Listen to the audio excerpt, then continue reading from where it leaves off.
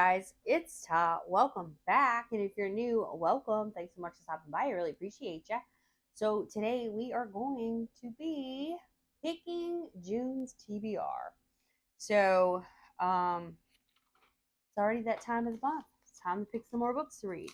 However, June is gonna be a little iffy for me. So normally whenever I roll the dice and if I get doubles, I'll add an extra roll, which means an extra prompt and book. However, because June is going to be ridiculous for me, like we literally have activities from the beginning of June to the end of June. July is my breather month as of right now, unless I'm stupid enough to go ahead and schedule something else for that. Hopefully, I won't be that stupid. So, anyway, as far as last month goes, for the month of May, I have finished all of my TBR books. I'll link that one down below if you guys need to see what those are. I just don't have all the books here with me, but I did complete all of them, as well as my Reese Witherspoon book club pick and the Buzzword and the TBR knockout. So I did all of those. Super excited, and I read quite a few other books. I can't wait to tell you guys. And I'm kind of going to change some stuff up a little bit. So when I do my wrap-up video, those wrap-up videos are just going to include the TBR for the month that I'm wrapping up, and then the knockouts, the buzzwords, and the Reese book. Those are going to be the only ones that I'm going to put in that video, and the rest I'm just kind of like going to randomly tell you guys about as the month goes on. I've decided that like late in the month, so you'll get a couple videos after the wrap-up of stuff that I read in May, and then we'll just move forward with June. So if you've never played TBR Scratch Off with me, it's literally little scratch off circles. We roll the dice, see how to go around whatever piece of paper I picked for the month. And I know this month is going to have Father's Day in it, and we also have our dance recital in it. And it's summer, so I just went like with a summery theme paper. So that's what you're going to see here in a minute. So let's get started with roll number 1. Roll number 1. 4. 1, 2, 3, 4.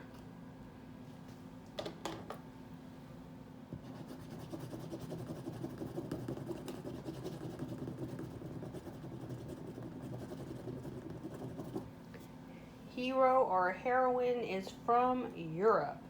And I know that's a double, but like I said before, I won't be adding extra rolls this month because it's so busy. Alright, so for the first book, we got Hero or Heroine is from Europe.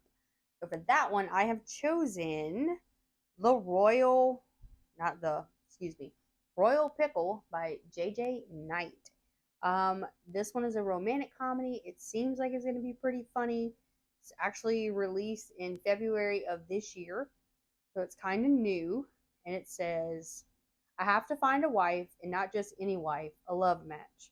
My parents have given me 10 years to find a princess on my own, and the deadline has arrived. I've outrun the palace guards for months, but due to an incident in a rooster Speedo that went viral, they have tracked me to America. I'm not known for my stellar taste in the opposite sex. The last one put my naked pictures on Instagram. But there is one girl, I saw her in a New York deli making sandwiches. She helped me escape the photographers. Smart, beautiful, quick-witted. Yes, I chose her. Now all I have to do is convince her to marry me in the next 7 days. So this is going to be basically a 1-week book. Everything's going to happen within a week, so that'll be great. And it says that it is a standalone romantic comedy, and it's in a made-up European country, so it counts because it does say European country. So this one sounds like it's going to be hilarious. We shall see how funny this guy really thinks he is. So let's go to the next roll. Roll 2. 5. 1, 2, 3, 4, 5.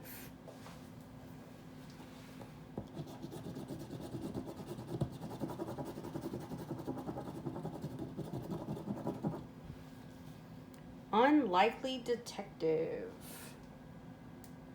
Role number 2, we got Unlikely Detective. So for this one, I chose one I recently got in March, and that is the Book of Cold Cases by Simone St. James. This was from Book of the Month, and I feel like this one fits because it says true crime blogger gets more than she bargained for while interviewing a woman acquitted of 2 cold cases slayings in this chilling new novel. So in 1977, Clear Lake, Oregon was shaken by the lady killer murderers. 2 men seemingly randomly were murdered with the same gun with strange notes left behind. Beth Greer was the perfect suspect, a rich, eccentric 23-year-old woman seen fleeing one of the crime scenes, but she was acquitted and she returned to the isolation of her mansion. However, Oregon, 2017, Shay Collins is a receptionist, but by night she runs a true crime podcast, The Book of Cold Cases, a passion fueled by the attempted abduction she escaped as a child. When she meets Beth by chance, Shay asks her for an interview. To Shay's surprise, Beth says yes. They meet regularly at Beth's mansion, though Shay is never comfortable there. Items move when she's not looking, and she could swear she's seen a girl outside the window. The allure of learning the truth about the case from the smart, charming Beth is too much to resist. But even as they grow closer, Shay senses something isn't right. Is she making friends with a manipulative murderer? Or are there other dangers lurking in the darkness of the Greer house? So, I recently read a couple of books and I listened to the audio for, I think, 2 of those, where we had a podcast in the book. So I'm kind of hoping we get the same thing. Maybe she'll read from the podcast, or, well, no, it's not a podcast. It's a blog. It's a blog. But maybe she'll read us stuff off of her blog, kind of like maybe have in the media, written out. We shall see. But we will see if she is any type of detective. Roll 3. 10. 1, 2, 3, 4, 5, 6, 7, 8, 9, 10.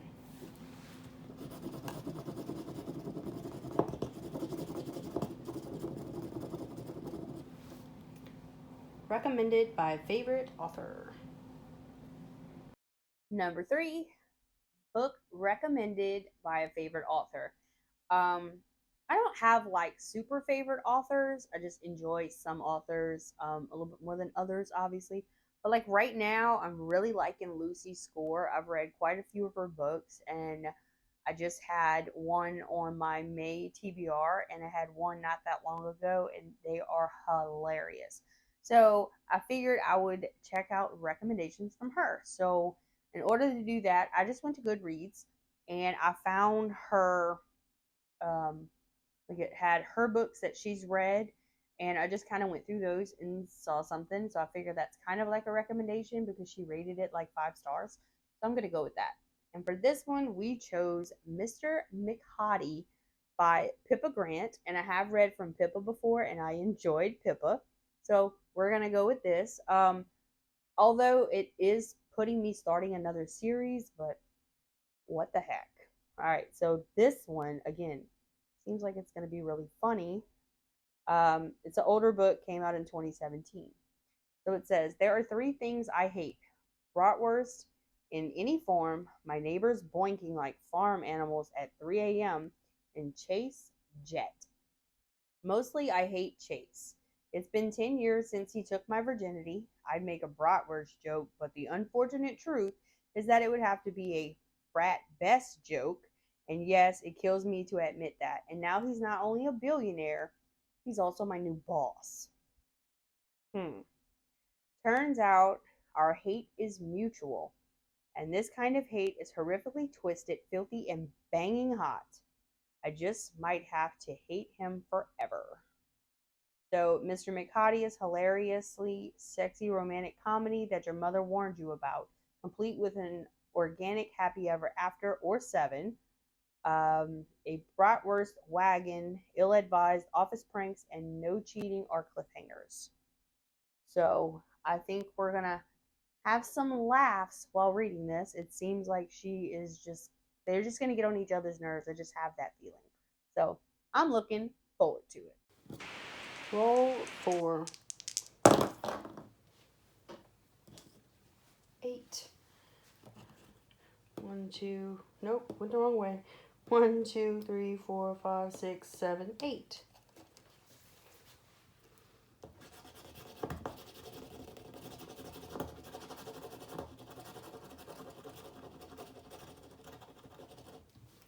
Hero or heroine is a person of color. All right, so the next one is hero or heroine is a person of color. And this one had a couple choices, but you guys remember a while back, I read a book that it said erotic stories for Punjabi women, and it was hilarious. So we're going to go back to that author and read this one, The Unlikely Adventures of the Shergill Sisters. And this one is about the British-born Shergill sisters. Rajni, Jasmine, and Sharina barely get along growing up, and as adults have grown even further apart. But on her deathbed, their mother voices one last wish that their daughters will make a pilgrimage to the Golden Temple in Amritsar to carry out her final rites. After a trip to India with her mother as a teenager, school principal Rajni vowed to never return, but she's always been a dutiful daughter and cannot even now refuse her mother's request. Struggling actress Jasmine leaps at the chance to drop out of sight. Unbeknownst to her sisters, she's escaping the wrong kind of internet fame. Baby of the family, Sharina's wealthy in-laws are pushing her to make a pivotal decision. Time away will help her decide whether she will obey or stand up for herself. By turns funny, heartful, pointed, and wonderfully insightful, The Unlikely Adventures of the Shergill Sisters illuminates the bonds of family, sisterhood, and heritage that gave us wings and roots despite our differences. So I think this one is going to be just as enjoyable. Maybe we'll have some comedy as we go. It's 3 sisters. What 3 sisters are not going to fight? Especially if you have to travel together. I have 1 sister and 1 brother, and we fight a lot. So, like when we were younger, not so much now. Now we just punch each other and just move on. But so yeah, I think that one is going to be just as good as the previous one I read by that author. So we shall see. Roll 5, 7. So we're going to go back to the beginning. 1, 2, 3, 4, 5, 6, 7.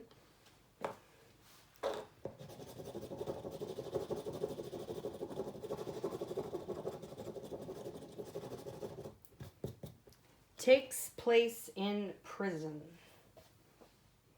All right, takes place in a prison. So this one thought about long and hard because I probably could have went through my Kindle and found something about prison or like motorcycle prisoners or something. But I decided to take a different route. There was another book, so we've all probably seen the movie, but I wanted to read the book, and that is The Green Mile, which we know takes place in a prison.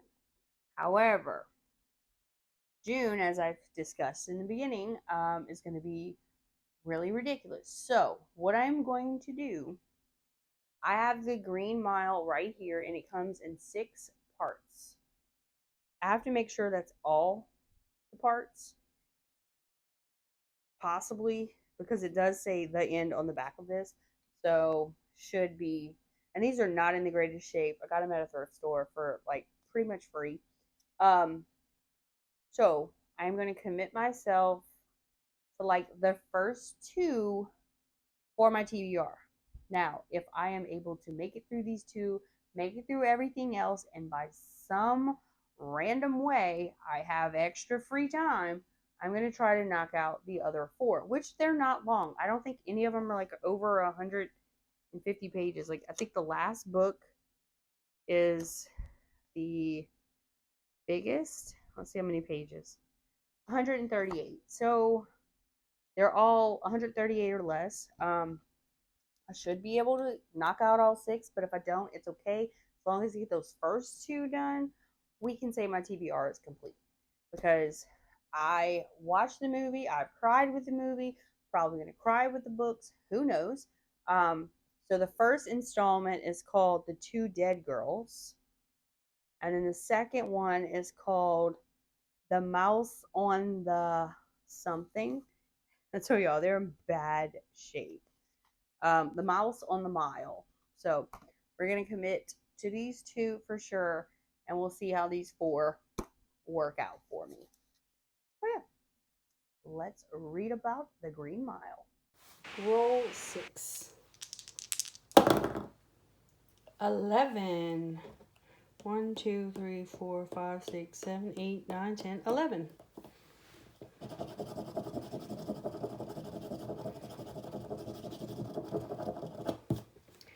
Tearjerker.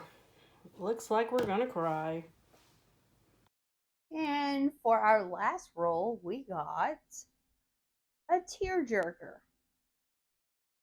So apparently we want to cry in June. Why not? So I took it to GoodReads because I'm not even about to begin to figure out what is going to cause me to cry by reading the back of every single book that I own. So I went there and I looked up a list or whatever, different lists about books that make you cry, tearjerkers, etc. And I chose this one. Taylor Jenkins Reid, After I Do. I've read 2 other Taylor Jenkins Reid books, and there's like a few on my radar. So let's see what this one's about. Because like I said, I bought it. I have no idea what it's about. When Lauren and Ryan's marriage reaches the breaking point, they come up with an unconventional plan. They decide to take a year off in the hope of finding a way to fall in love again. 1 year apart and only one rule: they cannot contact each other. Aside from that, anything goes. Okay, first off, this could be terrible. Like, not the book, but the situation. I don't know. Lauren embarks on a journey of self-discovery, quickly finding that her friends and family have their own ideas about the meaning of marriage. These influences, as well as her own healing process and the challenges of living apart from Ryan, begin to change Lauren's ideas about monogamy, I think I said that right, and marriage. She starts to question when you can have romance without fidelity and commitment without marriage, when love and lust are no longer tied together. What do you value? What are you willing to fight for? This is a love story about what happens when the love fades. It's about staying in love, seizing love, forsaking love, and committing to love with everything you've got. And above all, After I Do is the story of a couple caught up in an old game and searching for a new road to happily ever after. So, Lauren and Ryan, what are y'all going to do? And if you see right here, Walmart sticker, this was part of like Valentine's clearance. It was like 99 cents.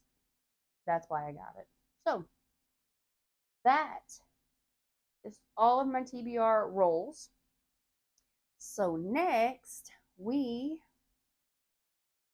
are going to pick a Reese Witherspoon book. That's what we're going to do.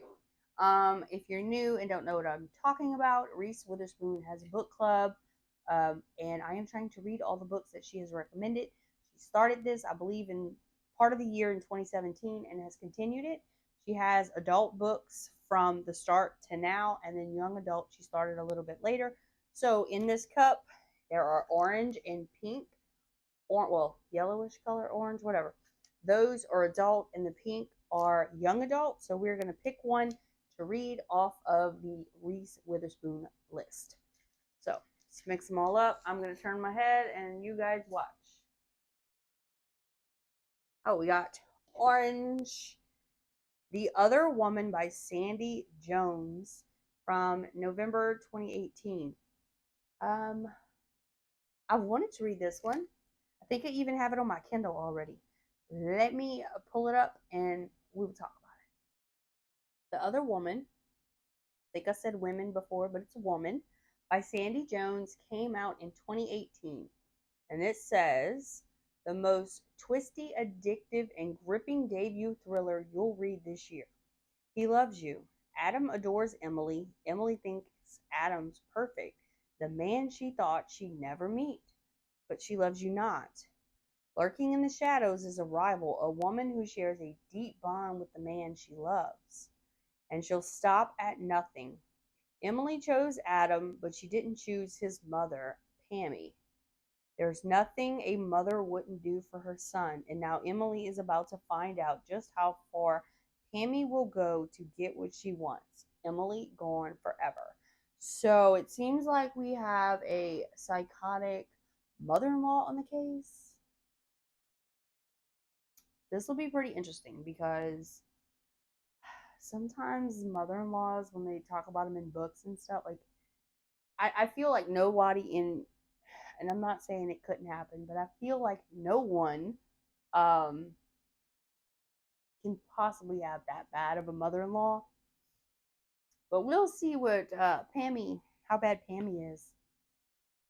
She's got to be horrible, right? Okay, TBR knockout. Number one was LGBTQ plus book, and for that one, again, I went to the GoodReads list, and They Both Die at the End by Adam Silvera came up on the list. I've been wanting to read this one, and I just happen to own it. So this one seems like it's going to be very interesting. From what I can, because I'm trying not to read the back, but from what I can gather from what other people are saying, that there is a app or whatever, and it tells you like today's the day you're gonna die. You'll get a message, and then there's this other thing you can do where you can meet up with people who are also going to die on that day. So that is what our main characters have done. They have linked up through this app or whatever, and they're going to spend their last day on Earth together. And called Last Friend. Yes, Last Friend is the name of the app. And this is Rufus and Matteo. They meet up for one final epic adventure to live a lifetime in a single day. So this will kind of like give insight on, not exactly, but close, maybe, what would happen if we knew we were going to die that day. If you were 100% prepared. So you know what? I probably could have used this one for Tearjerker because I feel like this one's going to be a tearjerker too. You know they're going to die. You know I'm probably going to cry. So let's see what they do on their last amazing day on Earth.